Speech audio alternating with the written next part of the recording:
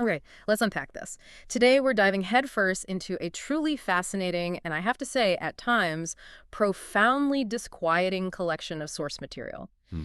It centers around a narrative often referred to as the Genesis 6 conspiracy. Right. This isn't just a casual look, it's a deep dive that promises to challenge conventional narratives, delving into secret societies, hidden histories, and alternative interpretations of religious and royal lineages that, quite frankly, will make you reconsider everything you thought you knew. Indeed, what's truly captivating here is the sheer breadth and depth of the claims presented within this material. It offers a singular, cohesive, albeit highly unconventional perspective on history. Yeah, really unconventional. Oh, absolutely. Yeah. One that stretches from ancient times all the way to the modern day. Yeah. Our mission today is to meticulously explore the intricate web of this particular narrative, understanding its core assertions and the various threads it weaves together. You'll hear about everything from biblical figures and medieval knights to European royalty and even the very foundations of modern science, all seen through a very specific conspiratorial lens. It's a comprehensive alternative history. So what does this all mean for you, our listener, who's looking to quickly get well-informed? Well, think of this deep dive as a direct shortcut to understanding a very particular, surprisingly well-developed counter-narrative. It's packed with what the source presents as surprising facts, or at least truly surprising allegations and connections you might never have considered. We're going to walk you through the key nuggets of knowledge the source presents, helping you navigate its complex claims about everything from, say, Gnosticism to the alleged hidden bloodlines of European monarchs. Right. Our goal is simply to lay out the information from this material, allowing you to fully grasp the arguments made within it without endorsing any particular viewpoint, but rather just illuminating this perspective. This really raises an important question. How do you approach such an expansive and, frankly, controversial narrative? Our role here is to act as your expert guides through this provided material, presenting its internal logic and connections, regardless of how much they diverge from mainstream understanding. We're here to distill the essence of this particular viewpoint, not to endorse it, as you've heard, but to help you understand precisely what this specific text asserts as important. It's all about understanding this view. Precisely. It's about gaining knowledge of this perspective, quickly but thoroughly, identifying those aha moments in its unique framework, and ensuring you don't feel overwhelmed by the sheer volume of information. So with that in mind, let's jump right in. Let's do it. So, Section 1, the core conspiracy, devaluing Jesus and the Bloodless Coup. Okay. Our source opens with a truly provocative claim right off the bat. It suggests a spurious religion is coming, and it isn't through violent mutiny, but what's described as a bloodless coup. A bloodless coup, yeah. Yep. This isn't about direct, overt conflict or military takeover. It's portrayed as a systematic, almost imperceptible strategy from within established structures. The idea is that this new, or rather very old religion isn't forcing its way in, but subtly infiltrating and transforming society and belief systems from the inside out. What's particularly fascinating here is the assertion that this will be achieved through a mystical faction concealed within monotheism. Concealed, okay. The material claims that numinous and explicitly Gnostic deviants, and by Gnostic, the source means those who seek spiritual knowledge or gnosis through mystical experience rather than faith alone. Right, that distinction is important. Crucial. These deviants of polytheistic religions have long been acting as spurious moles buried within monotheistic faiths. This clandestine group is identified as Rex Deus. Rex Deus, Kings of God. Exactly. This conspiracy, according to the source, sprang from early schisms within the Jerusalem church itself, specifically splitting into distinct Judaic, Pauline, and Gnostic-Essene Christian factions. It's presented as a long-game strategy played by hidden players, working to subtly shift the very foundations of belief from the inside. A long game indeed. And the central overarching aim of this entire operation, according to the source, is a simple and systematic devaluing of Jesus. Devaluing Jesus, yes. So the big question becomes, who is leading this charge? The material points fingers at the Gnostics and liberals within Christianity, alongside a truly star-studded cast of alleged conspirators from well-known secret societies like the Freemasons, the Illuminati, the aforementioned Rex Deus, the Rosicrucians, and even the Priory of Sion. Quite a lineup. It's an intricate web of alleged actors all working towards this singular goal. This claim suggests a sophisticated, multi-pronged attack, First, the groundwork for this reevaluation of Jesus is said to have been laid by academic discovery and critical thought. Okay, so using academia. Yes. The source argues that critics, even those within the church itself, have already been denying core tenets like the virgin birth, the godliness of Jesus, his great miracles, and his resurrection. Right, the fundamentals. The absolute fundamentals. This propaganda, it states, has been liberally distributed through various channels, mass media, educational institutions, and even many churches, with a particular emphasis on what the source controversially calls the repugnant Jesus seminars held in the 90s. I remember those being discussed. It paints a picture of a consistent, intentional erosion of traditional Christian belief from multiple angles, subtly weakening its foundations. Here's a particularly provocative claim. The source claims that proponents within the church itself have denied the accuracy and reliability of the New Testament. From within, yeah. Instead of taking it literally, they've stated that it should be interpreted allegorically or simply dismissed as inaccurate. The implication here is profound. It's not just an external attack, but an internal weakening, making the global population, according to the source, well prepared for deception. Priming the pump, so to speak. Exactly. It's a psychological softening, making people receptive to an entirely new narrative about Jesus. And the other foot to drop, as the material puts it, will be discoveries that will suggest Jesus could not be God, the Son of God, or the Messiah, but rather an enlightened prophet. Like Buddha or Muhammad? Precisely. Akin to figures like Buddha or Muhammad. This ground, the source asserts, is already being tilled by best-selling books like Holy Blood, Holy Grail, and the Da Vinci Code. Huge book. Absolutely massive influence. These books touch upon subjects such as the Dead Sea Scrolls, Mary Magdalene, the Cathars, Essenes, Knights Templar, Merovingians, the Priory of Sion, Rex Deus, and Masonic connections. All the key players in this narrative. The source claims these works weave a consistent conspiracy and, remarkably, reach an unaccountably identical conclusion, that these seemingly disconnected groups conceal shattering secrets for Christianity. Shattering secrets. We're told to expect more and more of these books, each revealing a little more, thus preparing the public for what will ultimately shatter Christianity as we understand it today. The key insight here is that the conspiracy plans a gradual, public unveiling of evidence to dismantle conventional faith. A slow reveal. The source then details precisely how this conspiracy unfolds against traditional beliefs, particularly concerning Scripture. The first line of attack is always against segments of the New Testament. Targeting the text itself. Exactly. The literal application of these texts is consistently denied in favor of allegorical interpretations. This can range from the New Testament being seen as centered on astrology to claims that Jesus was a zealot at the heart of the Jewish rebellion. Wow. Quite the range. It's about radically recontextualizing the entire scripture to fit a different hidden narrative. Further, the New Testament is allegedly transforms into a radical vehicle to communicate Jesus' rebellious conspiracies through the Code of Pesher, which the source defines as occultist legomenism. Legomenism, like a hidden language. Sort of. Think of legomenism as a hidden, allegorical language, a secret code embedded within the text that only those in the know, the Gnostic adepts, can decipher, revealing a completely different narrative than what's on the surface. Okay. In this revised view, Jesus is summarily relegated to a prominent member of the Essene segment of Jewish society, with the Essenes viewed as the forebearers of Christianity. So the Essenes came first in this view. Yes, and they are said to have surreptitiously protected the dynastic ancestors of the royal Davidic bloodline.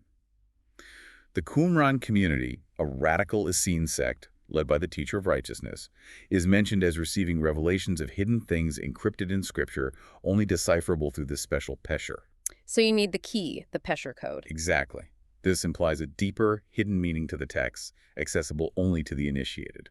And then there's the controversial figure of Paul. Our source claims the second line of slander usually attacks Jesus and segments of the New Testament accredited to Paul's authorship, which is, of course, where most Christian New Covenant doctrine actually comes from. A major target, Paul. Absolutely. Paul is classified as the evil liar, or the heretic, a designation supposedly stemming from the Dead Sea Scrolls descriptions of the spouter of lies. Strong language. Very. Mandaeans and Manichaeans, for example, purportedly believed Paul was a false prophet who led disciples away from the true teachings of John the Baptist, whom they believed was Jesus' true mentor.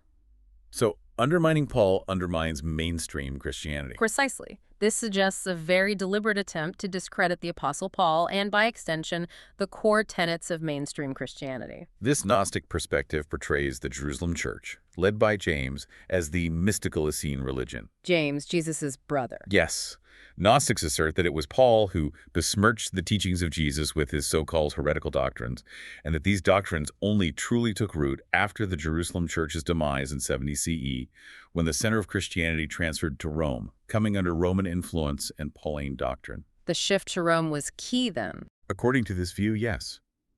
The source even mentions a delegation of Jesus' immediate descendants, the Despacini, traveling to Rome in 318 CE to argue for the church's return to Jerusalem and its mystic roots, but Constantine, it's claimed, refused. The Despacini, Jesus' descendants, that's a huge claim. It is.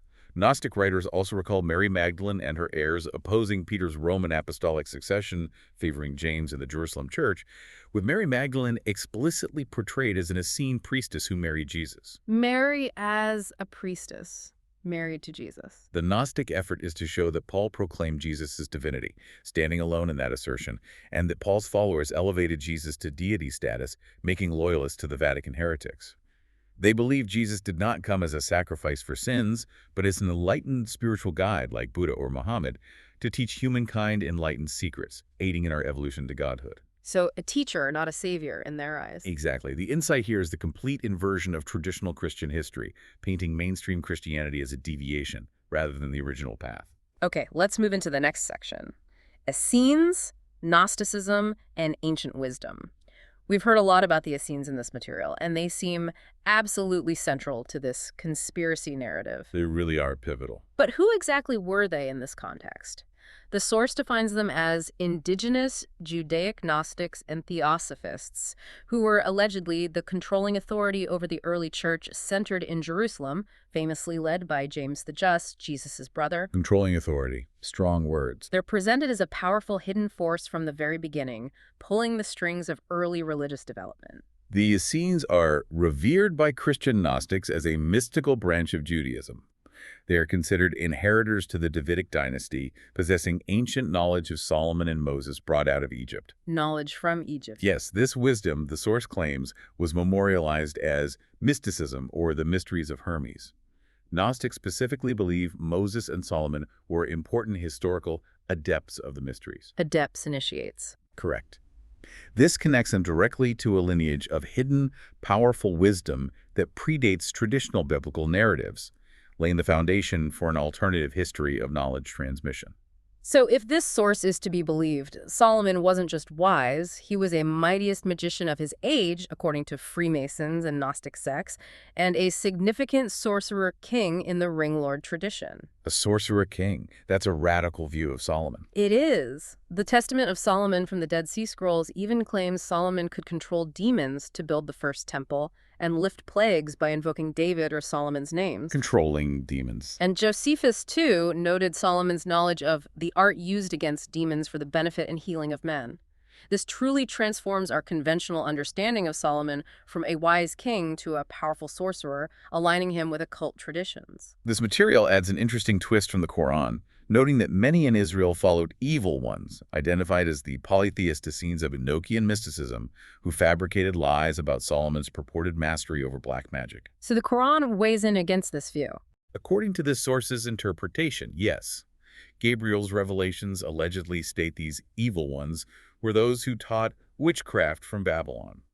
This section clearly positions the Essenes as a foundational link to ancient non-traditional forms of knowledge and power, often portrayed as a cult or sorceress. It paints them as the keepers of this forbidden knowledge. It's a consistent effort by the source to connect these groups to that lineage. Gnostic teachings of enlightenment are consistently referred to as the way, which strikingly parallels Jesus' own declaration that he was the way and the truth. That parallel is definitely highlighted. Gnostics, according to the source, believe Jesus possessed a spark of the divine that enabled him to instruct others on this path to enlightenment and ultimately to godhood. Self-deification. It's a subtle but significant reinterpretation of Jesus' role. shifting him from divine sacrifice to an enlightened guide for humanity's self-deification. This is, however, deemed a devious doctrine by the source itself, contrasting it sharply with Taoism, which also means the way, and the teachings of Hermes, Theosophy, and Freemasonry. So the source itself critiques this Gnostic view. It does, yes. The source asserts, "The way of Jesus leads you to God, while the spurious way is the way of Cain, that of alchemy, Rosicrucianism, and Freemasonry, and the way of the future Antichrist." Wow, connecting it straight to the Antichrist. It connects alchemy to China, India, and Egypt, and views Taoism as rooted in Babylonian mysticism and Brahmanism, incorporating practices like astrology, numerology, and metallurgy. A whole network of spurious ways. What's even more intriguing is the claim that Taoism is linked to a tall, giant, and learned race, the Sons of Reflected Light, who supposedly arrived in China from across the sea, transmitting this ancient knowledge. Giants again, echoes of Genesis 6. Exactly. It's presented as a vast, interconnected web of ancient and what the source calls spurious as spiritual traditions, all working towards a hidden agenda. The Gnostics, we're told, assert the Jerusalem church was merely an offshoot of Judaism, not a new Christian religion as Pauline disciples allegedly claim. Just a Jewish sect in their view. They contend the Jerusalem church taught and celebrated Jesus as an enlightened prophet master rather than God or Christ. They believe this mystic derivative of Judaism was, in truth, the Gnostic order of the Essenes, focused entirely on enlightened knowledge, gnosis, or the way. Reframing the origins completely. Yeah. The source, however, immediately offers a counter-perspective to clarify the complexities within this historical period. Good, we need that balance. While James and the early Jerusalem church did promote a sectarian form of Judaism, not unlike the Essenes who were indeed ascetics and Nazarites, the material stresses that Christians and Essenes were separate and distinct movements. Okay, so not identical. Not identical. It's noted that Gnosticism of this era is believed to have developed through a Coptic Christian tradition in Egypt, descending from early Jewish Christianity, where James was an important figure. The Egyptian connection again? Yes. The Basilidians of Egypt, an important Gnostic sect, notably adopted Pythagorean philosophy and numerology, which significantly Freemasonry and Templarism also adopted as their moral and philosophical bases. That thread, Pythagoreanism, Masonry, Templars, keeps appearing. It suggests an underlying esoteric continuity, connecting ancient Egyptian thought to later secret societies. It paints a detailed picture of overlapping Judaic religious circles. Essenes, rabbis, Pharisees, and Sadducees, and James's group, but emphasizes that they had distinct spiritual centers that never truly overlapped. Distinct groups, even if they interacted. Pharisees are compared to Greek Stoics, believing the soul rejoined the divine spirit upon death, not believing in judgment or the last days, and focused on Torah.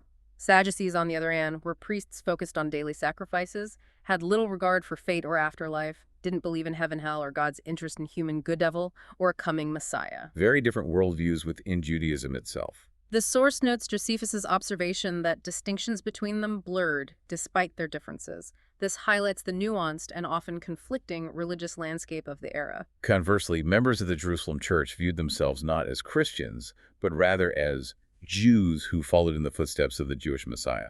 Still identifying as Jewish. Yes, they adhered to a strict Judaic code in a biblical application. Unlike the mystic application the Essenes followed. The Essenes are described as Jewish monks who rejoiced in arid desert dwellings, shunned women, gave up wine, and shared possessions. Classic ascetic practices. Right. While Josephus admired them for prophecy and belief in fate, he also concluded their sect was distorted with apocalyptic machinations and fascinated by angels and demons. A darker side, perhaps. The source cites Herschel Shanks's view that Jesus' family and the early Jerusalem church's leadership have been overshadowed by the Gentile branch of Pauline and Petrine Christianity, highlighting James's importance as recognized by the Armenian church. The key insight here is the portrayal of a deliberate historical obfuscation by mainstream Christianity. Writing James out of the story, essentially. The core assertion the source then brings us back to is that Gnostics vehemently contend Paul's doctrines only gained prominence after the destruction of Jerusalem in 70 CE. The turning point. This, they claim, led to the institutionalization of Pauline Christianity through the Roman Church and Constantine just after 300 CE. This shift supposedly created the Peter and Paul-centric Roman Church, which Gnostics claim persecuted Gnostics and the truth ever since. A grand historical revision, framing conventional Christianity as a corrupted offshoot. Absolutely. A counter-argument is immediately offered by the source to ensure a balanced portrayal of the claims. James, the first bishop of the Jerusalem church, was not an enemy of Paul. Their doctrines worked in harmony, and James effectively mediated the two sects of Christianity, having an everlasting effect. Okay, so a mediating role, not an adversarial one. That's the counterclaim. The Oxford Dictionary notes Gnostics were a heretical sect among early Christians that claimed to possess superior knowledge, interpreting sacred writings through mystical philosophy. The Essenes, who wrote the Dead Sea Scrolls, are specifically identified as this mysterious Gnostic people, also known as sons of Zadok or sons of righteousness. Sons of righteousness, Rex Deus. This lineage, the source claims, later became branded as Rex Deus after the fall of the temple in 70 CE, becoming the founding organization of the European Rex Deus bloodline. Wow. So the Essenes become Rex Deus. According to this narrative, the source underscores the Gnostic support for their conspiracy of secrecy by referencing the genocides the Church waged on Gnostic sects during the Inquisition, providing a historical context for their hidden operations. Justifying the secrecy because of persecution. That's the argument presented. All right, moving to Section 3, Rex Deus, Priory of Sion, and the Grail Bloodlines. This seems like the real heart of it. It's where a lot of the most startling claims come together. As we transition into the heart of this conspiracy, the source introduces what it calls the civilization-shattering secret Rex Deus apparently protects. Civilization-shattering? No pressure. Right. And that secret is the astounding theory that Jesus was removed from the cross, still alive. And it is the core assertion. This is a truly foundational reimagining of a core biblical event, one that would completely unravel traditional Christian belief if proven. Absolutely. Gnostics, according to this material, proclaim that Jesus then married Mary Magdalene, and they begat at least 2 children. The bloodline begins. One child was allegedly sent to France, settling in the area of Rennes-le-Château, described as the rebellious epicenter for many heretical investigative books, focusing on the Cathars, Merovingians, Essenes, alleges, Rex Deus, and Templars. Rennes-le-Château always pops up in these theories. It's a focal point. The other son is believed to have migrated to England with Joseph of Arimathea. It's a very specific cross-continental narrative for Jesus' alleged descendants, establishing the basis for the Holy Bloodline theory central to the conspiracy. Because of this alleged lineage, the ultra-secret Priory of Sion refers to Mary Magdalene by many pseudonyms, such as the Chalice, the Holy Grail, and the Rose. Symbolic titles for the bloodline carrier. The source mentions Father Saunier purportedly discovering Cathar documents in the 1890s consecrated to Mary Magdalene in Visigoth ruins, which were encoded with Priory of Sion secrets, including 2 astonishing genealogies chronicling the survival of the Merovingian bloodlines. Saunier and his mysterious wealth. Exactly. Saunier then became unaccountably wealthier, inexplicably building the Tower of Magdalene and erecting a statue of Asmodeus, described as the demon custodian of secrets and guardian of hidden treasures. Asmodeus, a demon guarding the secret. That's something. The insight here is the symbolic redefinition of the Grail as a bloodline rather than a physical artifact. These 2 supposed sons of Jesus are thought to be the source bloodlines for the Arthurian kings and the Merovingian kings. Connecting Jesus directly to Arthur and the French kings. Yes. All of these Gnostic groups, also known as the alleges, allegedly used imaginative methods within the innocent and pastoral confines of legend and mythological literature, including the fairy tale concept, to preserve the more ancient ringlord culture and Grail bloodlines. Hiding the truth in plain sight in stories. That's the claim.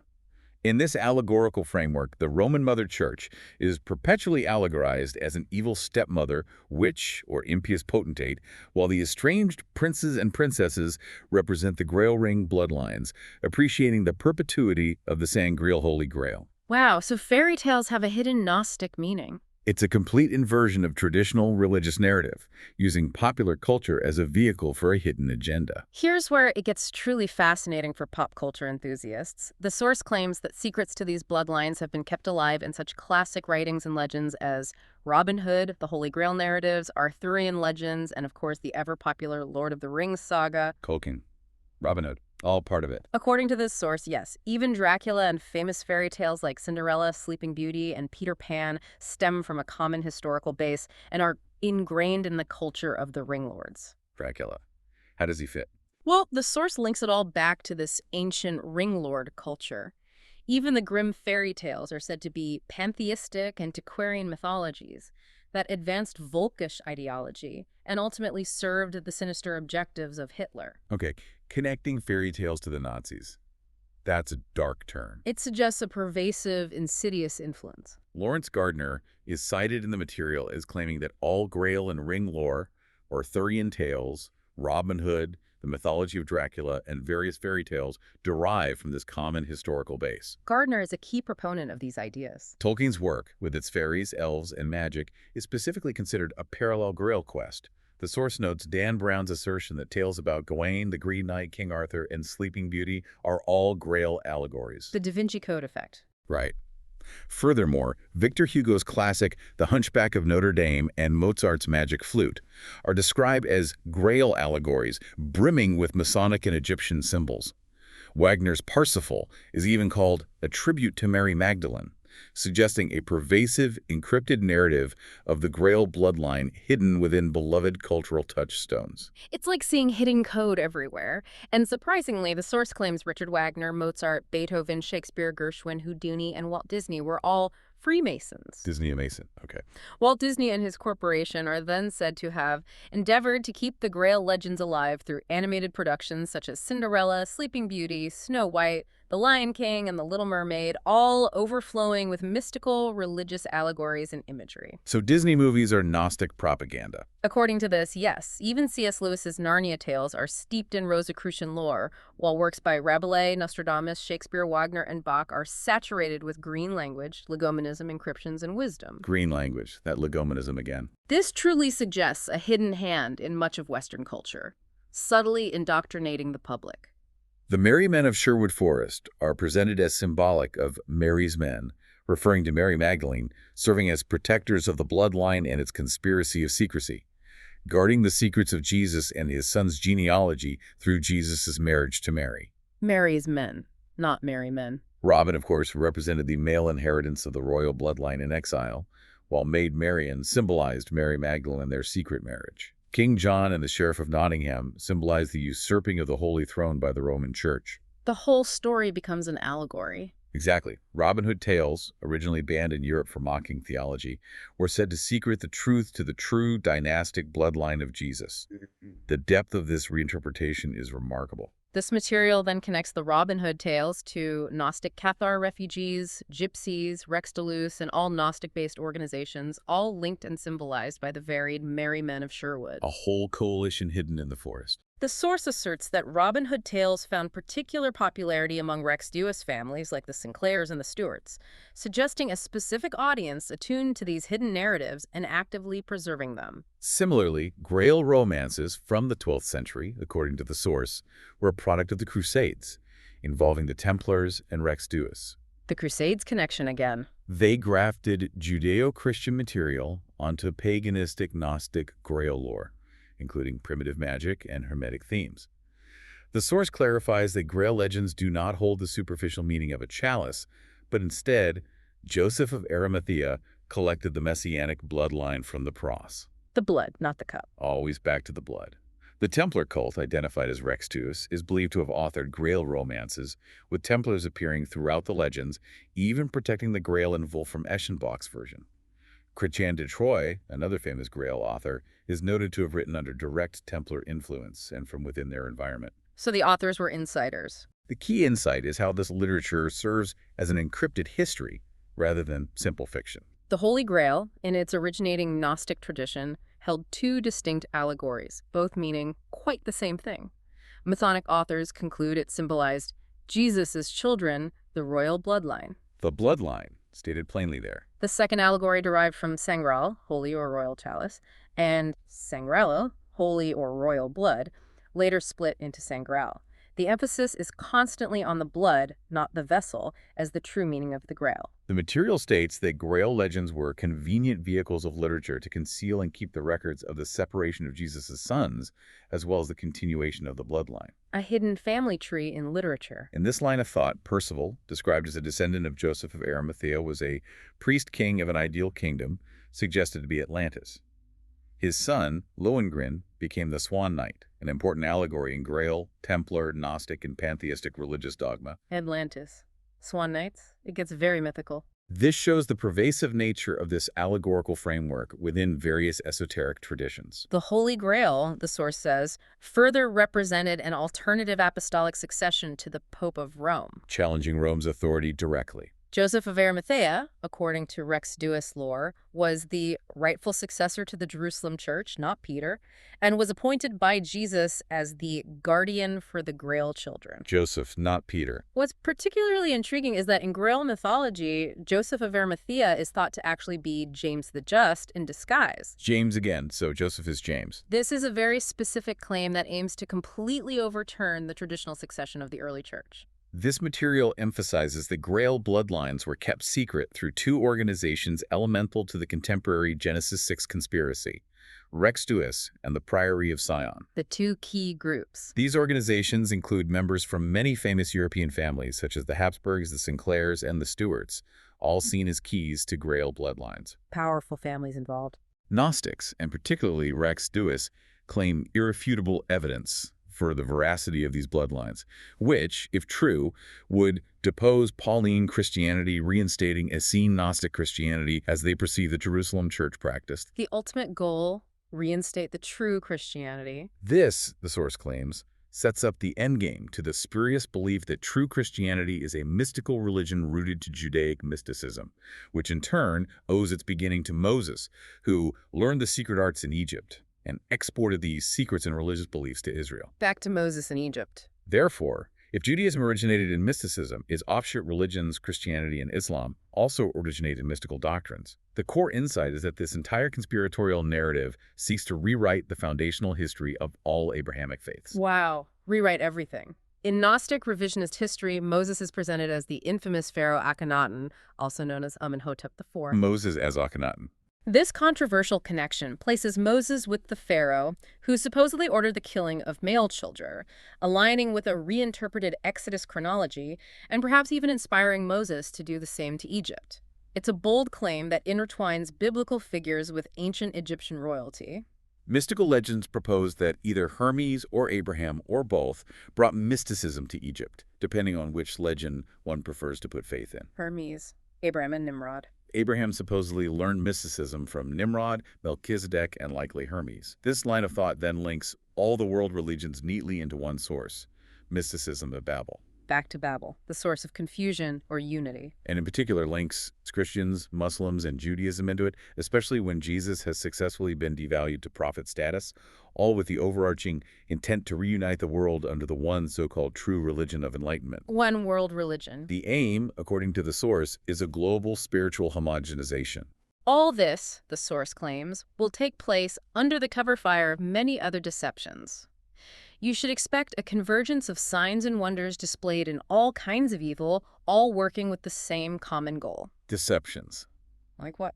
This includes alien phenomena, great astrological signs, warnings of stars and planets, for this is what the term signs actually refers to, and the Mary cult, which will soon explode with its signs and warnings onto the global stage. Aliens and Marian apparitions, all part of the plan. It points to a multifaceted campaign of manipulation. All of this, combined with the Gnostic exposition of Jesus faking the resurrection, means the world is already primed for the fall of Pauline Christianity and the rise of the spurious world religion of old. Primed and ready. This isn't described as a tumultuous, violent revolution, but rather a transformation of positive enlightenment. Sounds appealing, doesn't it? Deceptively so, perhaps. The source claims that all avenues of human thought will converge when Pauline Christianity falls, a process that will seem so right, so positive, so enlightened, and so futuristic that the world will willingly unite under one religion and one government, eager to enhance their role at the table of galactic species. Galactic species, okay. The world, it says, will be delirious with the thought of creating heaven on earth. The Antichrist, in this view, will not be deemed pure evil, but pure goodness, the long-awaited Messiah, the hope of humankind. The Antichrist as a hero. The key insight is the complete redefinition of the Antichrist as a positive, unifying figure. And the ultimate deception, the source asserts, is that the Antichrist, with Satan's full support and powers, will recreate the resurrection from death, fulfilling a prophecy from Revelation. A false resurrection. The false messiah will create the illusion of death, will be martyred like Jesus, though the source notes this is unlikely, or will fall to assassination by either a Christian zealot or a controlled in-house conspiracy. And then he will be miraculously raised from the dead in a false resurrection. Wow. A staged martyrdom and resurrection. The source even muses that horror-stricken Christians might be the ones to engineer the plot themselves, inadvertently confirming their status in popular world opinion as fanatical foes of the world order. Making Christians the villains. This is a truly chilling prediction about the nature of the final deception. Okay, let's shift gears slightly. Section 4. Secret societies, Templars, Freemasonry, and the hidden hand. The organizations behind it all. The source poses a fundamental question regarding these secret societies. How are Masons and Templars linked to deviant Gnostic Christian offshoots? The Gnostic link again. And how is the Templar found and connected to the little-known Masonists who, it claims, predate Freemasonry? Mason enclaves are described as nurturing havens for refugee Gnostics and Rex Deus. Havens for the Gnostics. The material suggests that Masons participated disproportionately in the Crusades, but their agenda was quite different than other Christendom. While Pope Urban II decreed the First Crusade to protect pilgrims, Masonic interests, the source claims, were firmly focused on reclaiming Jerusalem for themselves and plundering away any temple treasure they could pillage. So the Crusades were a treasure hunt for them. This paints a very different picture of their true motivations. Once the Christian Crusaders retook Jerusalem, the source states that an unanticipated new order, sponsored by Mason Rex Deus organizations, was unaccountably ordained by papal bull, the Knights Templar. The Templars arrive. Their initial 9 or 11, according to Rex Deus records, founding members were not, as revisionist history often suggests, poor monks, but derived from important royal Flemish and French families. Royalty from the start. This, the source asserts, was a ruse to protect Christian pilgrims, an effective cover for the secret of Rex Deus, Mason d'Essenes, and the Priory of Sion and their real mission at Jerusalem. The pilgrim protection was just a cover story. The Priory of Sion is explicitly identified as the true power behind the Templars and their occultist agenda. The existence of another order, the Knights of St. John, already charged with pilgrim protection, further supports the idea that the Templar order was, quote, cloaked under the guise of protecting pilgrims, allowing them to exegete without oversight for secret documents and knowledge hidden beneath the temple ruins. Why create a new order if one already existed? Good point. This compels the questions. Who is this mysterious Masonic order of Sion, Priory of Sion? What was their true agenda for creating the Knights Templar? The core insight here is that the Templars' public face was a cover for a deeper, hidden mission of discovery. The source then delves into the Priory of Sion, citing the 1975 discovery of the Dossier Secrets in Paris's Bibliothèque Nationale, which purportedly identified numerous members of this ultra-secret brotherhood. The Dossier Secrets? Yeah. Controversial insult. Extremely. Stephen Sora is quoted as claiming it's a secret organization existing today that is over 1,000 years old. Jean Marcal states it's thought to be an ancient order that played a significant role in shaping history. Dan Brown is cited, stating the Priory of Sion was founded in 1099 as a secret society by King Godefroy de Bouillon after conquering Jerusalem. Godefroy, the Crusader King. The Dossier Secrets listed many famous historical figures as past Grand Masters, including Leonardo da Vinci, Victor Hugo, Robert Flood, Robert Boyle, and Isaac Newton. Newton, Da Vinci, wow. The Priory is believed to be protecting ancient secret knowledge and documents, intending to reveal them at some specific point in the future. De Bouillon supposedly created this brotherhood because he feared his family's powerful secret, held since Jesus' time, would be lost. Protecting the Bloodlines secret. The Priory is believed to hold the genealogies of Jesus' descendants that, if revealed to the world, would threaten Christianity as we know it today. Now, a crucial point is immediately raised by the source itself. No so-called bona fide historical evidence has surfaced to support the suspicion that the Priory of Sion ever existed. The big caveat, it might be a hoax. Furthermore, Plantard, the last known Grand Master, admitted to creating and planting the Les Dossier Secrets forgery. This is a significant tension. Plantard confessed. Case closed. Well, the source suggests this admission was misdirection or an endeavor to save his life, noting a disproportionate quantity of Masonic and Gnostic patronage endorsing the authenticity. So the confession itself could be part of the conspiracy. That's the twist. Sylvia Browne is even cited as admitting many accurate details and truths in the forgeries, leading one to ask where Plantard got his information, implying disinformation at work. This is where the conspiracy truly gets meta, suggesting even the disproof is part of the plan. Layers upon layers. The stated objective of this secret society has been to nurture and protect these alleged bloodlines of Jesus, those few members of the Merovingian bloodline who have survived into our age. Protecting the Merovingians. Stephen Sora believes the Knights Templar were organized to conceal the true motives of the Order of Sion, for their real objective was to re-establish the kingship of Jerusalem with French bloodlines descending from Jesus and Mary Magdalene. A French king in Jerusalem descended from Jesus. The Templars were, therefore, known as the guardian princes of the royal secret.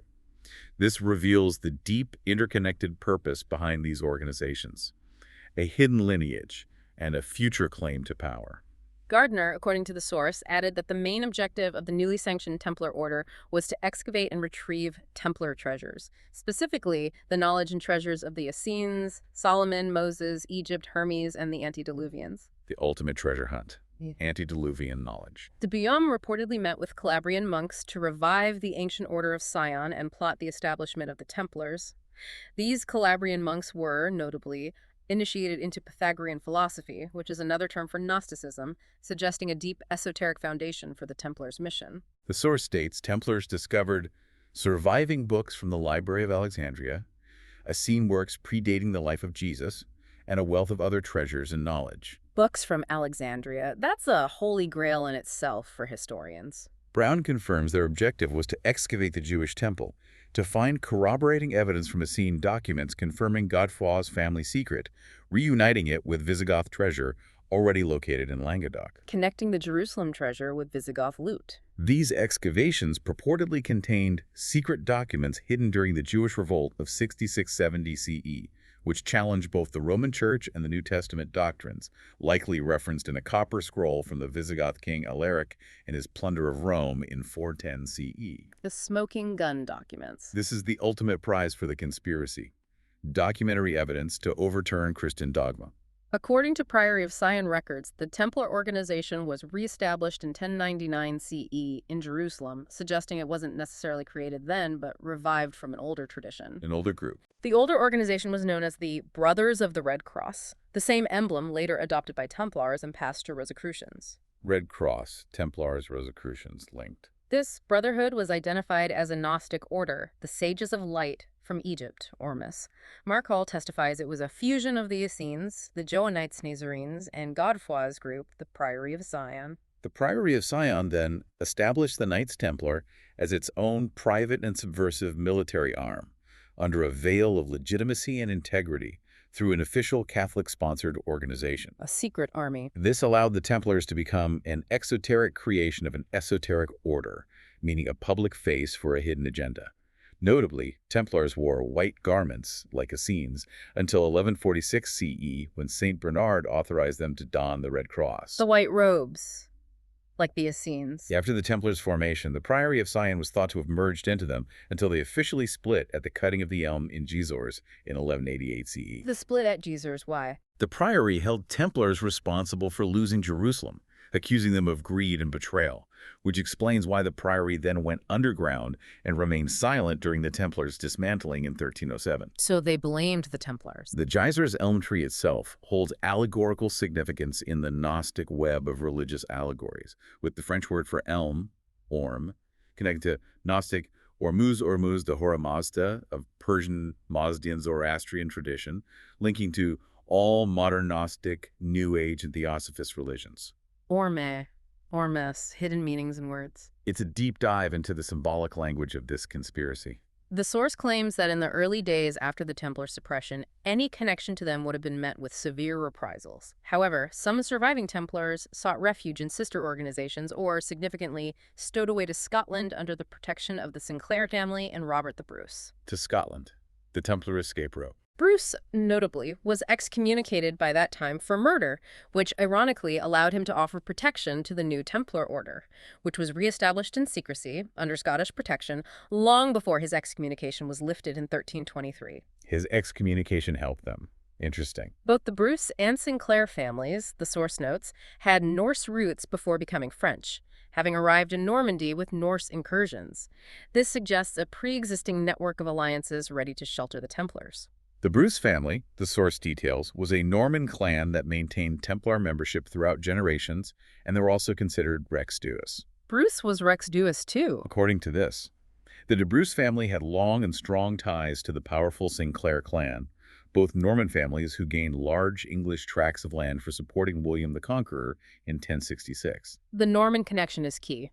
Henri St. Clair, an ancestor of the Sinclair family dynasty that eventually built Rosslyn Chapel, was a battle partner with Hugh Dupain, one of the founders of the Knights Templar. Rosslyn Chapel, full of mysteries. William Sinclair himself, Earl of Rosslyn, Chancellor and High Admiral of Scotland, and last of the Norwegian Jarls, was believed to be a member of a secret society, Rex Deus, that preserved important ancient knowledge, including the Holy Grail and the undiscovered continent across the Atlantic. America, before Columbus?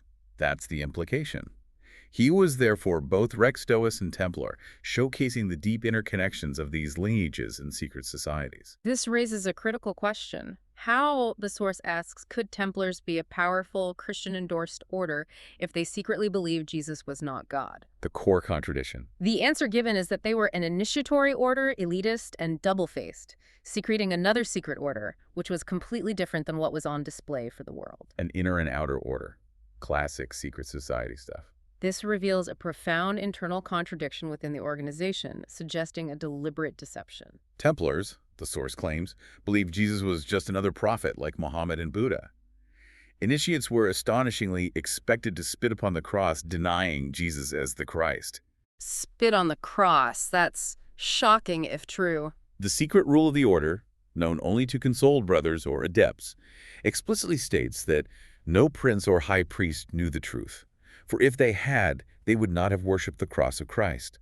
Only the inner circle knew the real beliefs. These consoled brothers derived from the Gnostic Cathars, known as the Perfecti, those who had received the consolamentum, meaning they were pure ones, already in contact with the divine, ready to rejoin the kingdom of light from where they were driven during the revolt of the fallen angels. The Cathar connection again. Perfecti. Only these consoled brothers knew the true, hidden rule of the order, reinforcing the idea of a secret inner circle with a radically different belief system. The source claims that Article 5 of the Secret Rule formally recognized Christians, Saracens, Jews, Greeks, Romans, French, and Bulgarians as equals, with Bulgarians being the Bogomils, ancestors of the Cathars. Very inclusive for the time, or subversive.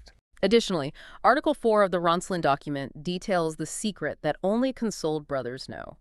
The Templar purpose was not to protect pilgrims, but rather to conquer the world and establish a united kingdom, world government, which the Grand Monarch, Antichrist, will reign over. World government, ruled by the Antichrist. That's the end game. These beliefs, the source states, remain alive and well in the contemporary Genesis 6 conspiracy, suggesting a chilling, long-term geopolitical agenda. The end of the 11th century, the source notes, marked the dramatic arrival of Gothic architecture.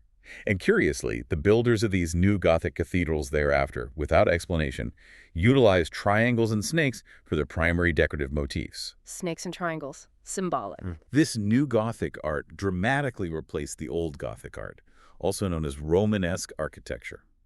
The new style was distinguished by its cutting-edge technology for magnificent ribs, vaults, and flying intercrossed buttresses, which solved the weight issues of ceilings and allowed for marvelous stained glass windows, unlike Romanesque, which had limited pointed arches and did not permit windows to pierce the sides. Well, the architecture itself changed significantly. The insight here is the claim that this architectural shift wasn't merely aesthetic, but laden with symbolic meaning. Theosophist writers, according to the source, believe that Mason guilds of Rex Deus were the source and founding spirit for the Freemason movements. Masons guilds, Rex Deus, Freemasons, linked. These roots were the practical, operative application of Freemasonry maintained within the stonemason guilds of Europe. These snake-builder guilds of Masons, it's claimed, emerged from remnants of the Roman collegiate guilds and brotherhoods that survived the fall of the Roman Empire. Snake guilds. Roman collegiate. Ancient roots. Builder knowledge from the collegia was purportedly preserved in England through an obscure sect identified as culdes, or collides, a rogue monastic movement within the Celtic Christian Church, described as underground druids who deceptively preserved their ancient mysteries. Underground druids, culdes. St. Augustine is even described as an initiate of a Manichaeism mystery school who nourished the Roman collegia, building monasteries and churches, and was accepted by Catholicism for their building skills. This outlines a continuous hidden lineage of esoteric architectural knowledge. The source states that Constantine fused the sun-worshipping pagans of the empire into the new state-sponsored Roman Catholicism in the year 325, adopting pagan rituals, symbols, and even some gods, which were transformed into legendary saints. Constantine's conversion, or fusion. Examples given include Christmas on December 25th, not the actual birth date of Jesus, but a popular pagan period for winter solstice and sun worship, celebrated as the birth of sun gods like Osiris and Mithras. Christmas as a pagan adoption. Additionally, Constantine advanced this homogenization by moving the Sabbath from Saturday to Sunday, rationalized to Christians as honoring Christ's resurrection, along with adopting other sun-worshipping imagery like Egyptian sun discs transformed into halos and Isis nursing Horus becoming the motif for Mary and baby Jesus. So familiar Christian symbols have pagan origins. Pope Sylvester, also known as Gerbert d'Aurillac, is presented as a Gnostic and heretic who gained knowledge from Arabs and secretly hoped to regain Jerusalem to retake the temple treasures. This suggests Gnostic Manichaeans successfully worked their way into the Roman Church to destroy Catholicism from within, a truly bold and subversive claim. A pope who was a secret Gnostic. Wow. Templars, initially students of Benedictine monks, reorganized the Mason guilds in the 12th century and became patrons for independent trade guilds. Templars organizing the Masons. These specialized Masons, known as the Children of Solomon, were secretly instructed by St. Bernard's Cistercian order in the knowledge of Solomon. Knowledge of Solomon again. This Jerusalem-based knowledge was brought to the Cistercians for safekeeping and translation by the founding Templars, combining with collegiate knowledge to produce the European building revolution and the great cathedrals. It's a reimagining of medieval architecture as a conduit for hidden knowledge. The European Notre Dame cathedrals, the source claims, were all designed in the Gothic tradition, the Art Gothique, or Argot, from the langue Argot, the Guardian language of the Golden Fleece. Argot, Art Gothique, language of the birds. These great cathedrals, including Reims, Amiens, and Chartres, were strategically built and aligned in Europe as the reflection of the minor image of Virgo. Aligned like stars, like Virgo. This implies a deliberate esoteric design, not just architectural innovation, but a grand cosmic plan embedded in stone. Louis Charpentier, author of The Mysteries of Chartres Cathedral, claims the Templars built Chartres to be a taciturn repository for ancient wisdom equal to Stonehenge, the Temple of Solomon, and the Great Pyramid. Chartres as important as Stonehenge or the pyramids. He further notes, Chartres was an ancient holy site dedicated to the mother goddess, Isis, with its altar erected above the Grotte de Drude, which apparently marked the womb of the earth and figuratively produced the Nephilim. Nephilim again, the womb of the earth. A term for giant offspring of divine beings and humans, as described in Genesis 6. Both Chartres and Notre Dame cathedrals are believed to have been built on sacred ground, where the telluric earth currents are at their highest levels. Ley lines and earth energy. This links the architecture directly to the conspiracy's foundational Genesis 6 theme. Filbert, the founder of the Chartres school, continued Pope Sylvester's work, teaching Aristotle's metaphysics brought back from Spain and initiating Christians into Pythagorean numerology. Pythagoras, Aristotle, taught at Chartres. Chartres, like the pyramids in the world of mysticism, represents the Hermetic doctrine of heaven on earth, or as above, so below. As above, so below, the Hermetic maxim. This iconic expression, the source explains, is manifested in mysticism as a holographic projection of the physical universe, where what occurs in a higher level of creation dimension plays out in our universe. Holographic universe idea. This is directly linked to the doctrine, imagery, and religion portrayed in the Matrix trilogy, where humankind is trapped in the physical Matrix world and awaiting a false messiah to free humankind from a world of evil machines, identified by the source as God and his angels. The Matrix as Gnostic allegory, that's a popular interpretation. The connection to the Matrix is a surprising modern analogy for this ancient doctrine. Chartres, according to the source, displays a statuette of the Black Madonna, also acknowledged as Isis, which represents the great work of alchemy. The Black Madonna as Isis. Alchemy. Surrounding her are carvings of the 7 sacred sciences from the antediluvian epoch, and their 7 post-diluvian mystical mentors and guardians, including Euclid, Aristotle, Ptolemy, and Pythagoras. The 7 liberal arts, but with mystical guardians. These 7 sorcerers are presented as keepers, who will be portrayed in the end times as great spiritual guides prophets. The Chartres labyrinth is believed to be a journey from the darkness to light, the route to light, according to Rosicrucian tradition. The labyrinth as an initiatory path. And remarkably, Gothic cathedrals are said to have transmitted alchemical knowledge and contain statues of devils, griffins, golems, and gargoyles, with one statue at Notre Dame Cathedral even described as looking like an alien. Aliens in Notre Dame. Okay, this is a profound reinterpretation of religious architecture. Bernard of Chartres, a brilliant Gnostic scholar, famously asserted, "We are dwarfs sitting on the shoulders of giants, the ancients." However, the source then turns to Saint Bernard of Gnostic infamy, identified as Bernard de Clairvaux, a powerful potentate of the Catholic Church and the most influential sponsor for the Knights Templar within the Church. Saint Bernard, the Cistercian, a Gnostic. This suggests a deeper hidden allegiance at the highest levels of the Church. Saint Bernard, according to the source, believed in the ideal of one church, one faith, one people, and one leader, and believed the Templars could be employed to establish this Cistercian dream. Using the Templars for his own vision. He held beliefs of the Celtic Christian Church, which Rome had crushed, and welcomed it into the Gnostic Cistercian order. He's even described as the last of the Druids and the heir to Western traditions. Last of the Druids. Saint Bernard. Bernard was credited with giving life to the philosophies and teachings of Aristotle, and, like the mystic Gerbert d'Aurillac, was obsessed with finding the authentic tablets of the law in Jerusalem, along with their accompanying secrets. His influence within the Templar movement seems critical to this narrative. Saint Bernard's power was immense, dominating both Pope Eugene II and King Louis II.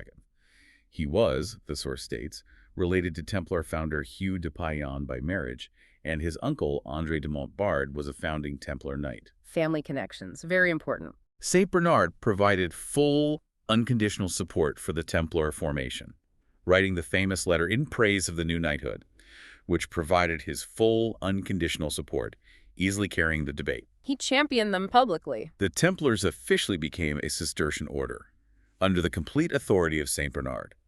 What's more, St. Bernard mandated that the entire Templar order was to be obedient to Mary Magdalene, and they then proceeded to consecrate all Notre Dame cathedrals to her. Obedient to Mary Magdalene, not the Pope. St. Bernard even wrote to the returning Templars to journey carefully through France with the Jerusalem treasures, avoiding Vatican authorities at all cost. This completely redefines the official narrative of the Templars. Telling them to hide the treasure from the Vatican, the Templars' reign abruptly ended on Friday, October 13, 1307, when King Philip the Fair and the Roman Church came down upon them. Friday the 13th, the infamous date. Pope Clement V ordered all Catholic nations to seize Templar possessions. The charges levied by the Inquisition included denial of Jesus, obscene kisses, homosexuality, idolatry, and non-consecration of Mass. Many Templars were punished and executed. Strangely, though, the Papal Bull of 1312 officially abolished the order, but did not condemn the Templars. Abolished but not condemned. Interesting distinction. In fact, the source claims that in 2007, Vatican archivists purportedly unearthed startling documents revealing Clement V had actually declared the Templar order innocent of all charges and pardoned the order shortly before he died. Innocent after all. That would change things. The legend of Domont then claims surviving Templars sailed to Scotland, disguised as mechanics operative Masons, and founded a new order, the Frank Masons. The birth of Freemasonry from Templar ashes. Pierre Domont was appointed Grand Master in 1313, and Templar treasures were loaded onto ships from La Rochelle and sailed to Scotland and Portugal, led by Domont. This suggests a purposeful continuation of their mission. They then renamed themselves Frank Masons, because Frank means both French and free in French. Though another version suggests Freemason derived from the French words frère, brother, and macon, knight. Freemasons, brother knights. The Freemasons, it's claimed, protected the discovery of their Templar pedigree through adopting symbols of architecture. Freemasons believed themselves heirs to secrets held by the Knights Templar, who created other organizations like Rosicrucianism and the Invisible College, also celebrated as the Royal Society of England for the twofold purposes of preserving and perpetuating those inherited secrets, which they refer to as the Gnosis of the Ages. So Freemasons see themselves as Templar heirs, protecting ancient Gnosis. This lays out a direct line from Templars to the beginnings of modern science. Freemason Robert Boyle, whom the source notes was a Stuart loyalist and a Grand Master of the Priory of Sion, first called the Royal Society the Invisible College. Boyle, Priory Grand Master and founder of the Royal Society. The Royal Society is described as the oldest and most respected scientific society in the world, with its founders being the first scientists and the last of the sorcerers, practicing magic, alchemy, and astrology. Science and sorcery hand in hand. According to Freemasonry records, the Royal Society was organized to cultivate the science and advance the experimental philosophy introduced by Sir Francis Bacon. The Invisible College Royal Society is presented as the founding cornerstone for modern science. Bacon's philosophy as the guide. The source claims that because of the Royal Society's mystical and anti-Christian beginnings and its ongoing opposition to Christian positions such as intelligent design, science communities are still governed by doctrines emanating out of the founding Royal Society occultism, taking instructions from ancient snake societies and the seven liberal sciences. So modern science is secretly run by occultists. The key insight is the claim of occult origins for modern science itself. Modern science's doctrines tussled with Christianity for centuries, but an unspoken agreement was formed to avoid issues that question Christian doctrine, distinguishing science from magic. A truce between science and religion. This agreement, however, was shattered in the 19th century, the source claims, with the advent of the degrading Darwin doctrine of evolution, reigniting an open war between the two factions. This reframes the science-religion debate as part of a deeper, ongoing conspiracy. The Royal Society, the source explains, was originally created as a secret society in the same spirit as Freemasonry, Rosicrucianism, and Templarism, and is considered a child of Freemasonry. Science born from secret societies. Rosicrucianism and Freemasonry were even considered synonymous at that time. A mysterious group known as the Gresham 12, all with Freemasonic links, officially organized the Royal Society, including luminaries like Robert Boyle, Isaac Newton, and Christopher Wren. Newton, Boyle, Wren, all Masons involved in the Royal Society. Robert Murray and Elias Ashmole, both Rosicrucians and Freemasons, were considered the Royal Society's foundation fellows. Royal Society meetings were suspended during Cromwell's reign but resumed in 1660 after the Restoration. Charles II issued its first charter in 1662, effectively reconstituted the Brethren of the Rosy Cross, seizing grand mastership of his family's traditional order. Charles II, a Rosicrucian Grand Master. Alexander Bruce, a direct descendant of Robert the Bruce, was one of the founding 12. The Stuarts, descendants of Robert the Bruce, supported this newly established secret society with funding and a royal charter, linking these powerful families directly to the foundation of modern science. The Bruces and Stuarts backing the Royal Society. Lord Bacon, Francis Bacon, is called a renowned patriarch of Renaissance alchemy, having 30 alchemical works attributed to him. Bacon the Alchemist. His portrait rests prominently at the Royal Society, with an inscription describing him as the inspirational source for the society, as the idea derived from his The New Atlantis, where a Solomon's House, or College of 6 Days, would be a place where mystical faith and reason coexist in perfect harmony through the religion of mysticism. New Atlantis. The blueprint. Bacon was profoundly influenced by the Rosicrucian movement. His Renaissance Rosicrucian philosophy, the source claims, will be the end-time unification of religion and science that we will soon witness. Science and mysticism finally merging. This suggests a coming synthesis of science and mysticism, all part of the grand plan. Okay, Section 5, Merovingian, Celtic, and Stuart bloodlines. This is where the genealogies get really complex. Hold on to your hats. The source claims that the Genesis 6 conspiracy is as old as the Adamites, implying its infrastructure is just as old, deeply rooted, and battle-hardy. Back to the very beginning, Adamites. In its contemporary form, Freemasons believe they descended from Templars, who derived from furtive Rex Deus families, who, in turn, were rooted in Essene beginnings. It's presented as a continuous ancient lineage of clandestine influence, stretching back to the dawn of humanity.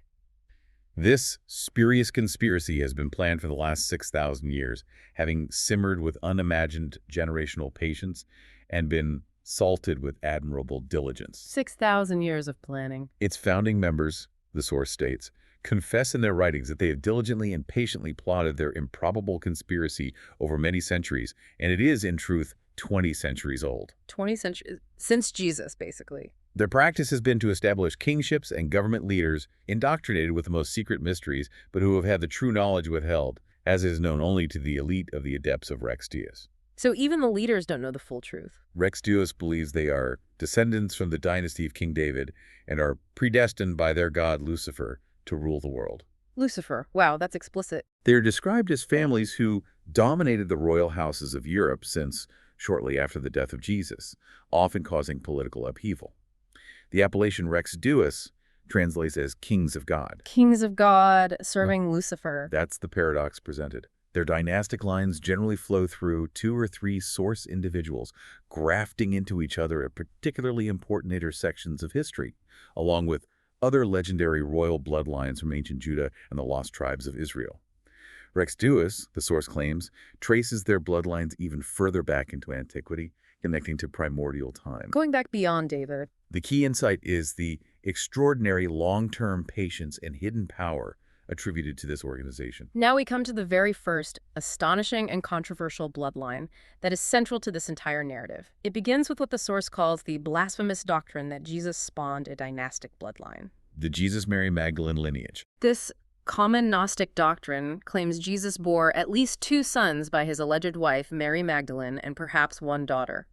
One son was purportedly transplanted to Britain with Joseph of Arimathea, while the other immigrated to southern France with Mary Magdalene.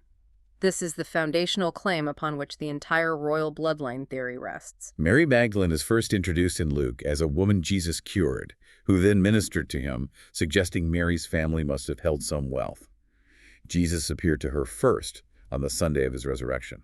Her prominence is emphasized. The unexplained title Magdalene is linked to a city in Galilee, or an antediluvian people who coexisted with the Atlanteans called Magdalenians. Magdalenians, like the cave paintings, linked to Atlantis. Theosophist Louis Spence and contemporary author Mary Secondcast both connected Magdalenian culture to Atlanteans. Gnostic writers consistently list Mary Magdalene first, among other Marys in the New Testament, as a sign of her rank as the First Lady, the Messianic Queen. The Messianic Queen. She's also thought to be the unnamed disciple Jesus loved in John, Jesus' secret wife, who anointed Jesus at Bethany and possessed secret knowledge that exceeded Peter. The beloved disciple was Mary. Rex Deus and Gnostics hold her in high regard, and the Templar order allegedly secretly swore an oath to her, connecting Bethany to where Jesus was believed in Gnostic lore to have married Mary. This elevates Mary Magdalene to a pivotal figure, redefining her biblical role entirely. The Gnostic legends indicate that the supposed sons produced from the marriage with Mary and Jesus were separated to secure their safety. The 2 sons. The first son, Jesus II, was purportedly born in 37 CE.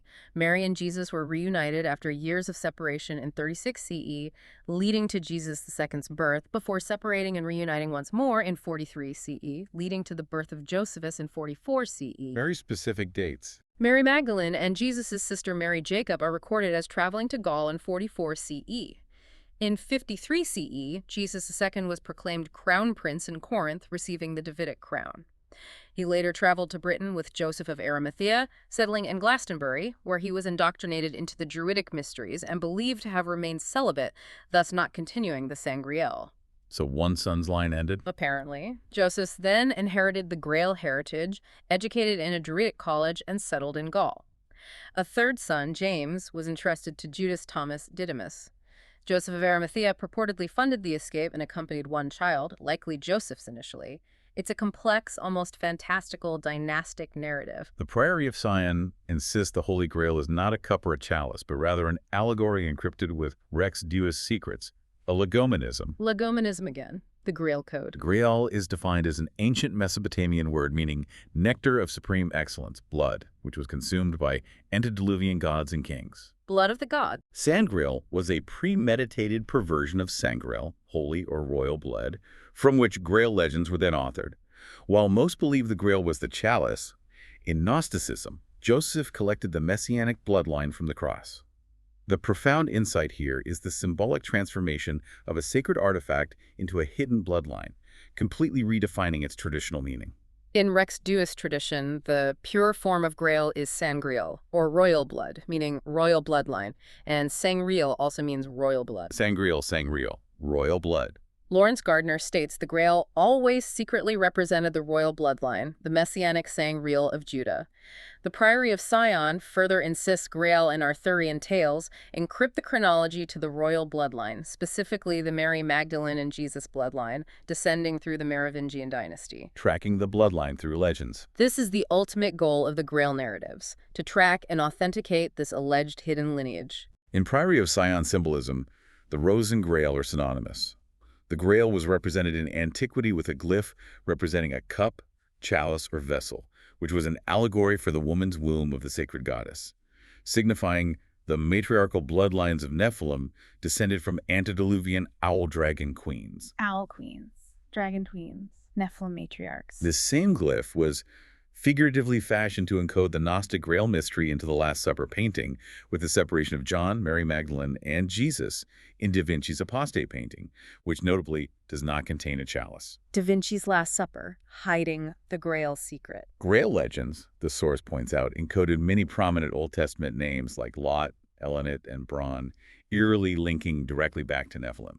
This is a truly unsettling connection, linking the Grail to ancient, possibly demonic, bloodlines. Percival, a direct descendant of Joseph of Arimathea, is said to have held or protected the Grail, meaning the royal bloodline, at the time of King Arthur. Percival, the Grail guardian. Grail literature, then, was specifically conceived to safeguard all the secret bloodlines and descendants of Jesus, encoded within the literature in a form of Essene Pesher or legomenism. This literature, the source reveals, eerily harbors disturbing metaphors connecting the Grail bloodline back to the Dragon Court and Nephilim. The Dragon Court, Nephilim, tied to the Grail bloodline. The depth of this embedded messaging is truly remarkable, if accurate. Other legends claim Alain le Gros, nephew to Joseph of Arimathea, brought the Grail to Wales, while Alain's brother, Josie, married into Welsh kingship, spawning a new dynasty. Alain and Husso, nephews of Joseph James. Alain, also known as Alans, Alains, or Ilian, was believed to be the first Grail guardian to Britain after Joseph of Arimathea, attaining a title in Grail lore as the Rich Fisher, or Fisher King. But the Fisher King. This title derived from a dubious ancient tradition entailing blood consumption from chalices and the abominable tradition of Nephilim in Atlantis, Right. linked to the Mesopotamian Grail root word Grail, meaning nectar of supreme excellence. Drinking blood. Like vampires. The Alain family is therefore identified as an important bloodline of Rex Deus, treated as equals by Franco-Roman aristocracy, holding curious positions of great power. They originally migrated from Asia, linked to Aryan, the noble, and are considered a barbarian race that overran the Roman borders, likely Nordic Celts-Aryans from Scythia, and believed descended from the Massaget region of Scythia. The Alans, Aryans.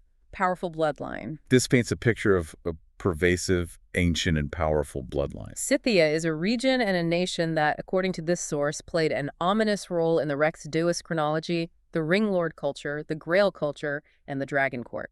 Scythia is a nexus point. When Visigoths departed southern France, the Alain clan was mysteriously granted lands in Languedoc, the Lot Valley, home to Rennes-le-Château, Essenes, Templars, Cathars, and Rex Deus. They got the land in the conspiracy heartland. This mystery, the source claims, resolves itself when considering the Alain's Scythian heritage and a Rex Deus heritage were both heavily rooted in the Scythian royal court. The implication is that the Alains must have carried an ominous dragon bloodline with them from Scythia. The dragon bloodline from Scythia. This reveals a direct, ancient link to what the conspiracy views as the darker side of this hidden lineage. The source goes on to connect this to Alaric of the Visigoths, who sacked Rome in 410 CE, pillaging Solomon's treasure. Alaric and Solomon's treasure. Otto Rahn, the Nazi occult researcher, contended that Alaric's plunder was hidden in Cathar strongholds like Montsegur and Rennes-le-Château, and included a copper scroll with a map to Solomon's treasure hidden by the Essenes. The Nazis were looking for this too. The Uhlans, as Fisher-Kings, then inherited Alaric's part of the Solomon treasure.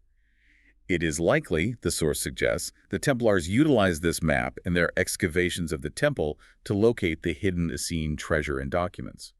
This is a crucial piece of the puzzle. providing the means by which the Templars allegedly found the evidence for the conspiracy. The marriage of Rex, brother of Elaine, in Britain did, in fact, start a new Grail Rex Deus dynasty that Grail legends sprang from and that are an integral part of the legends surrounding Joseph of Arimathea and King Arthur. The British branch.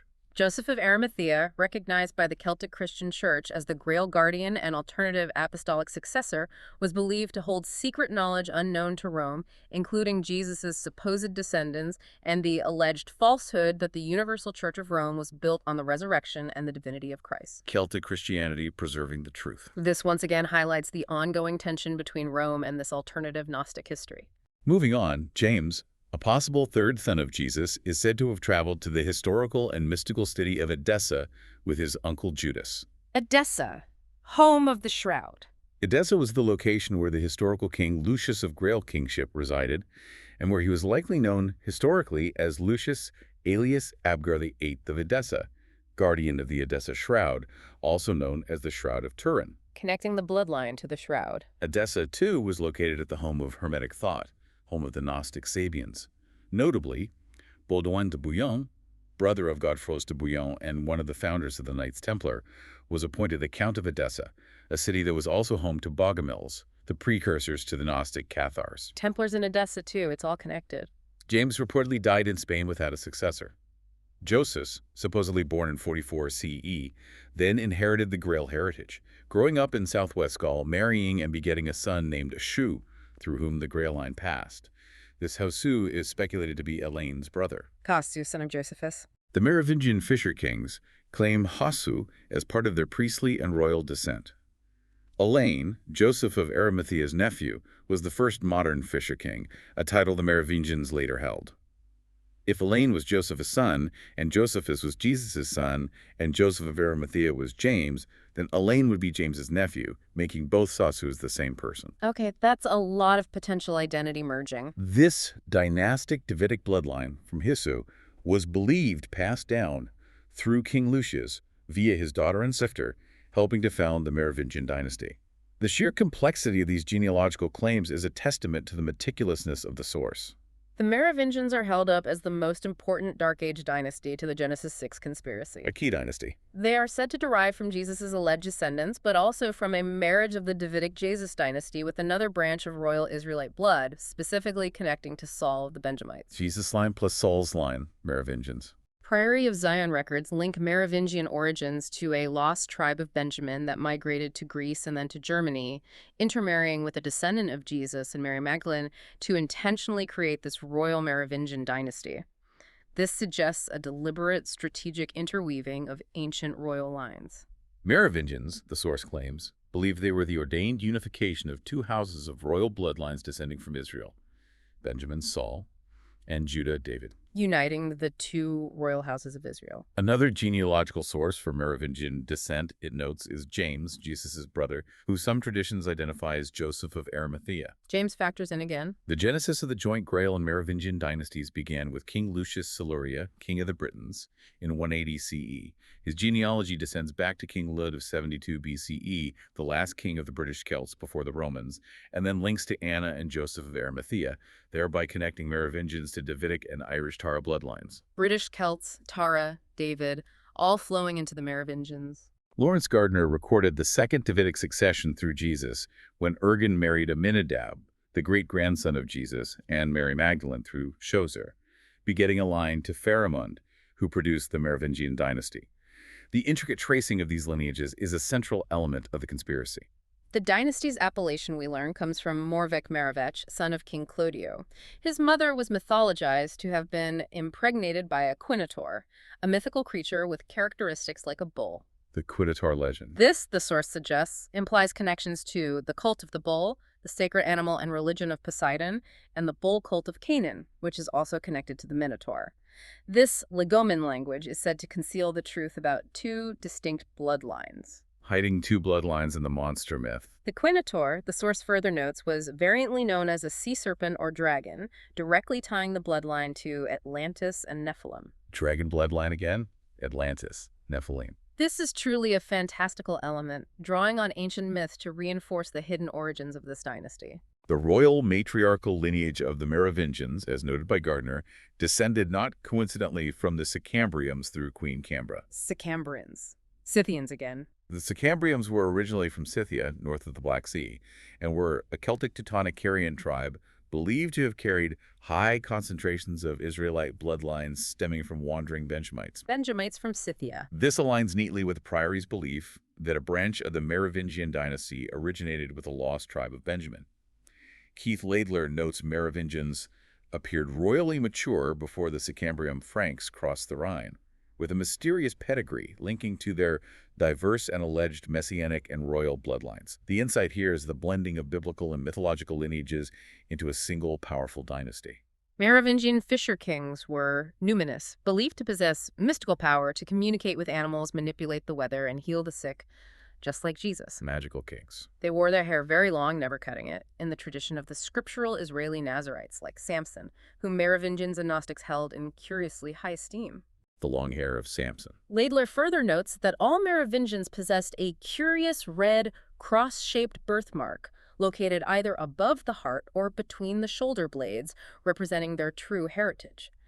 They were Sorcerer-Kings in the same spirit as King Solomon and extravagant polygamists. The red cross birthmark. Sorcerers, polygamists. This redefines what it means to be a king, imbuing them with mystical and ancient powers. The Roman Church overlooked all of those violations and numinous powers, according to Laidler, for the Merovingians were held in such high regard, fear, by the Mother Church, they became known as mysterious. The Church feared them. This explains the Inquisitions, wars, and persecutions of the Cathars and other Gnostics, as well as the Templars, all of whom held many of these so-called truths.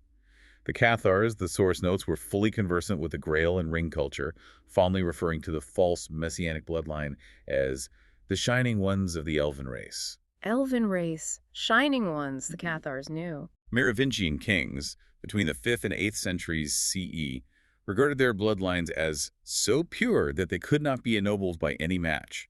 Modern heirs include the Habsburg-Lorraine, Plantards, Luxembourg, Sinclairs, and Plantagenets, all considered Rex Deus. So these modern royal noble families are Merovingian heirs. This draws a direct line from ancient myth to powerful modern families. The Plantards are said to secretly descend from the last surviving Merovingian son of Dagobert Sigisbert IV. Plantard, the guy who forged the dossiers, descended from Merovingians. The Plantagenets are linked through English dynastic succession, notably Henry Plantagenet and Richard the Lionheart, who is presented as very likely a Templar, if not a Templar master. Richard the Lionheart, a Templar. Shakespeare's plays, such as Richard III and Henry VII, are linked to Hebrew Grail legends of Cain, suggesting an underlying Rex Deus lore that Shakespeare was conversant with. Shakespeare encoding Rex Deus lore. Shakespeare's influence by Ovid, who authored stories of Nephilim and the primeval Chaos Titan rebellion, further connects this literary heritage to ancient, non-traditional narratives.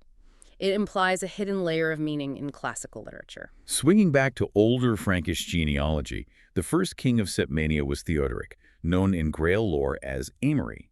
He was a Jew recognized as a seed of David and a Merovingian. A Jewish Merovingian king in France. This Jewish state in Burgundy, Languedoc, home to Templars, Essenes, Cathars, Alains, Gnostics, and Rex Deus, was created to encourage the Merovingian heir. Theodoric's son, Guilhelm de Gallon, an ancestor of the Plantard family, was acknowledged as a true bloodline successor from the royal house of Judah, King David. Ancestor of Plantard again, from David. He established the Judaic Academy at Gallon, where St. Bernard later studied the Jerusalem scrolls. Les Dossiers Secrets refers to Merovingians descending from Benjamite blood. December 23rd was sacred to both Benjamin and Merovingians. The Benjamite connection is emphasized. Benjamites escaped exile in Greece-Scythia, intermarrying with Sicambrium Franks, creating a cohesive legacy for Merovingian legends. Godfrey VI, a Templar founder, was of Merovingian and Benjamite descent. Joshua allocated Jerusalem as a Benjaminite birthright, explaining why Templar founders positioned themselves to become the kings of Jerusalem. They felt Jerusalem was their birthright.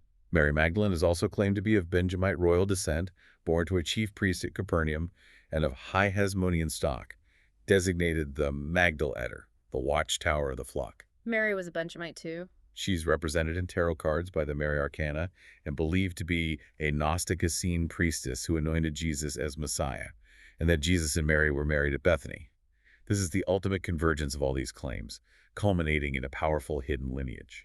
All this royal mythology, comprising French, British, Welsh, Scottish, and Irish genealogies, eventually came together in one famous royal house, the Stuart dynasty. The Stuarts, the culmination. It descends from Robert the Bruce, the Rex Deus protectorate of the refugee Knights Templar. Since Bruce failed to produce a son, his daughter's son founded the Stuart dynasty, naming no less than 8 kings after James, Jesus' brother. 8 King Jameses, named after James the Just. The Stuarts then become the culmination of these intertwined bloodlines. The Rex Deus House of Stuart holds a very special place in Rex Deus history and future plans. It was one of the longest reigning European dynasties, nearly 300 years, emerging as the primary successor to the Grail Ring Lord culture and the most prominent dynasty after the Merovingians. More important than the Merovingians eventually. The Stuart designation derived from Schenk, a Stauffenberg family name, evolving from Stuart, meaning cupbearer, a Grail reference in the spirit of Baal, cupbearer for the god El. Stuart, cupbearer, Grail connection. Cupbearers are kings in waiting, potentially legomanism for the Antichrist in waiting. The mystique of Hohenstaufen emperors fueled Wolfram von Eschenbach's Grail work and Wagner's Ring cycle. This is a powerful symbolic reinterpretation of the Stuart lineage. The Stuarts united the Scottish and English crowns in 1603, with James I, who was a Freemason. James I, the Mason King. James II was driven from the throne in 1688, leading to the Jacobite movement and the expansion of continental Masonry in France. Queen Anne of Orange was the last Stuart to reign over England and Scotland. The 1707 treaty created the United Kingdom of Great Britain, in part to prevent Scotland being a base for future Stuart counter-coup, indicating a political awareness of these hidden loyalties. The Stuart House unified 2 distinct Rex Deus bloodlines, containing Davidic and Jesus bloodlines in marriage, through reuniting Celtic kings of Britain with Merovingian descendants. Merging British and French lines. The Merovingian dynastic survival in Scotland came about just after the fall of the Merovingian dynasty, with a treaty struck between King Eochaid IV, Arthur's brother's descendant, and Emperor Charlemagne of the Franks in 807 CE. Charlemagne involved too. Charlemagne, secretly identified as a Mason and Gnostic, was initiated into the mysteries and reconfirmed the independence of the Jewish kingdom of Septmania. Rabanus Maurus, a Benedictine Cistercian monk, defined the 7 liberal sciences and wrote Life of Mary Magdalene. The meticulous planning behind these dynastic unions is central to the conspiracy.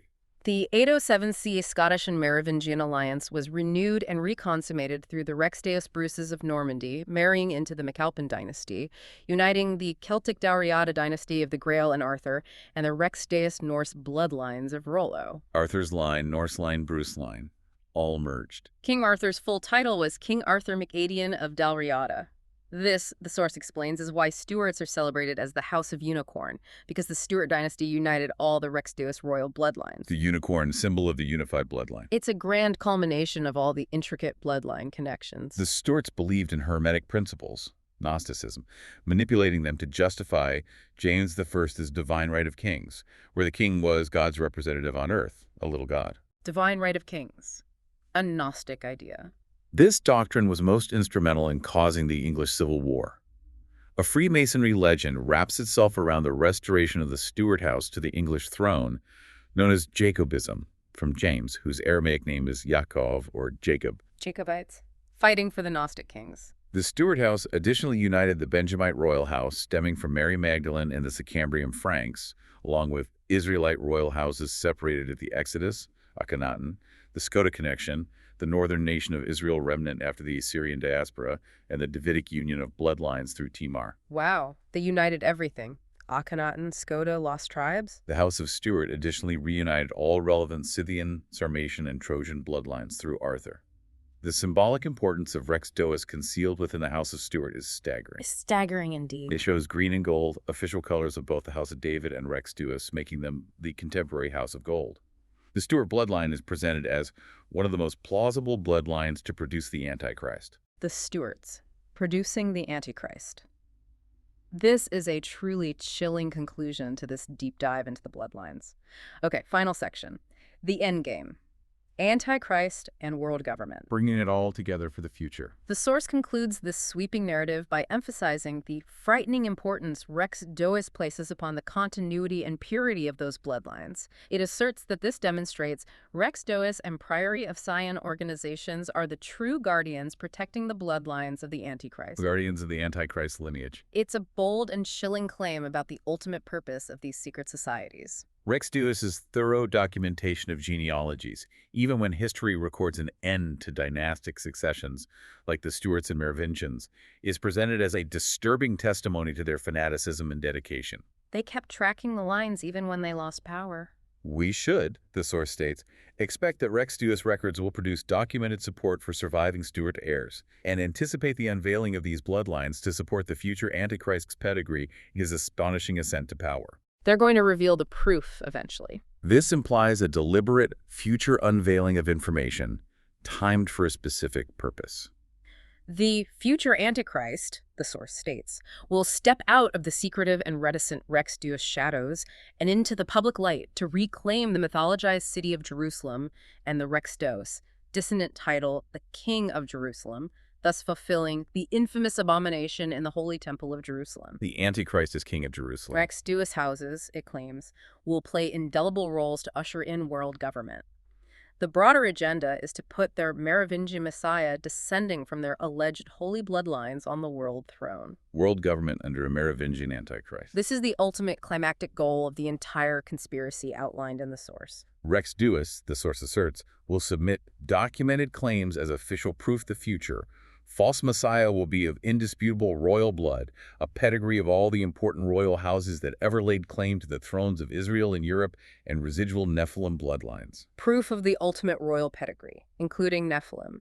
However, the source states these claims will be false, as the Antichrist will not be of royal bloodlines according to Scripture, and has not been given the honor of royalty. So the proof will be fake. This sets up a profound conflict between the alleged conspiracy's claims and traditional biblical prophecy, highlighting a central tension within the narrative. Freemasonry, as heirs to Templar and Rex Deus knowledge, believe the world will soon knock at Freemasonry's door for their sovereigns and pontiffs. They believe that soon Freemasons will rule the world. Masons believe they'll rule the world soon. This fantastic scheme has a preordained schedule that Freemasons are well aware of, suggesting a precise long-term plan is in motion. This preordained schedule is confirmed within the Priory of Sion, for they also have a specific day set aside in the future when they will scandalously reveal their secret documents to the world regarding the genealogy of Jesus and Mary Magdalene. The Priory has a date set for the reveal. They will do this as part of their organized conspiracy to devalue Jesus and destroy Christianity as part of their march to global occupation and world government. This is the ultimate culmination of all the preceding claims, leading to a profound global shift. The connection comes full circle. Sinclair founded Freemasonry as the progeny of Templarism, which was the progeny of Rex Deus, Merovingian Grail kingships, and Gnostic-Essenes, which supposedly included Joseph of Arimathea, Mary Magdalene, and Jesus. One long chain. Essenes Rex Deus Templars, Masons Priory Sinclair Stuarts. Therefore, Freemasonry is, according to this source, Rex Deus Priory of Sion, founded, nurtured, and dominated by the Sinclairs, the House of Stuart, and other Rex Deus families. It's a singular, unified conspiracy spanning millennia. Freemason adepts and Gnostics believe the Knights Templar and Freemasonry were created as a repository for nurturing, maintaining, and secreting Rex Deus and its causes. Protecting the Rex Deus agenda. Rex Deus, Freemasonry, and the House of Stuart are, according to the source, inseparable, with their cause uniform in fulfilling the Genesis 6 conspiracy, the recreation of the new age of Atlantis ruled by the posterity of Nephilim, all worshiping fallen angels and their false religion. Back to Genesis 6, Atlantis, Nephilim, fallen angels, the ultimate goal. The underground enclaves of powerful Rex Deus adepts are the guardians for the bloodlines of the Antichrist.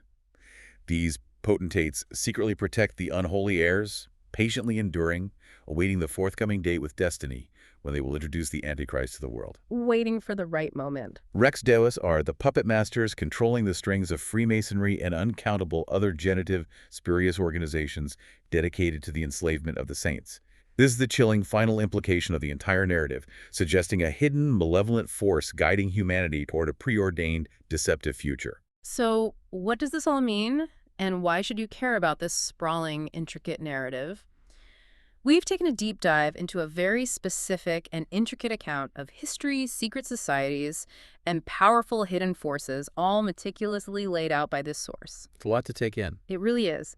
It's a perspective that completely reimagines well-known historical and biblical figures and events, proposing an underlying conspiracy that spans millennia and touches nearly every facet of our understanding of civilization. This deep dive truly reveals the immense capacity for human interpretation and reinterpretation of historical events and religious texts. Absolutely. It presents a world where seemingly disparate threads of Gnosticism, ancient wisdom, royal bloodlines, and secret societies are woven into a single grand tapestry, all pointing towards a very particular, and in the source's view, ominous future. It's quite a tapestry. It challenges you to consider how different narratives can be constructed from the same set of historical fragments and the power of a cohesive, albeit unconventional, story. And perhaps the most provocative thought to leave you with, based on this material.